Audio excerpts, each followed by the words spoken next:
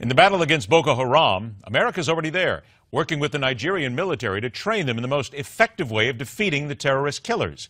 But the effort won't go far unless the Nigerian government can fend off opposition in their own country, and that means a protracted war against Boko Haram. Our guest is a lawyer specializing in criminal law, international law, and is also professor of international criminal law at the University of Amsterdam. Goran joins us today. Goran, thank you so much for being here. It's a pleasure. Good afternoon. Good afternoon. We need to look at Boko Haram in effect here in America of so much else that is going on. We have ISIS, we have Al-Qaeda, we have so many different issues.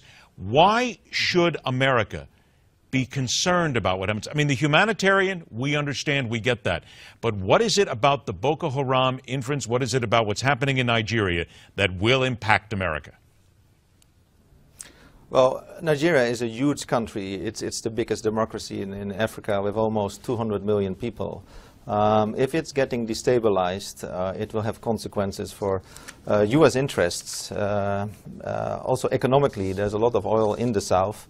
So it is in everybody's interest that Nigeria keeps stable. It's not only Boko Haram that is an issue, but it's also about the elections. And one of the candidates at the elections, General Buhari, he is suspected of having committed crimes against humanity, and that's an issue. I'm representing clients from Nigeria, and we have submitted last week a criminal complaint to the International Criminal Court regarding this presidential candidate's behavior. When we talk talk about many of these issues are not known in Europe or in the United States.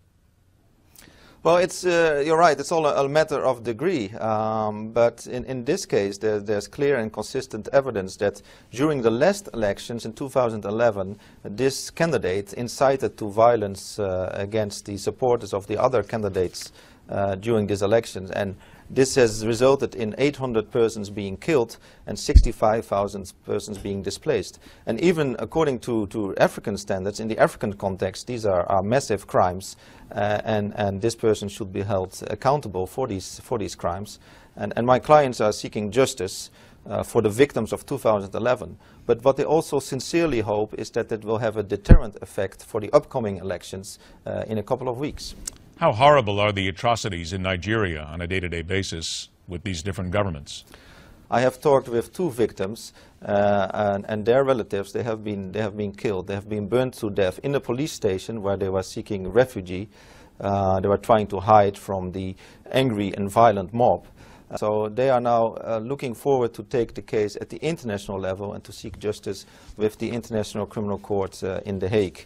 And we have in the complaint about 70 pages. We are fully transparent. The complaint is available on my law firm's website.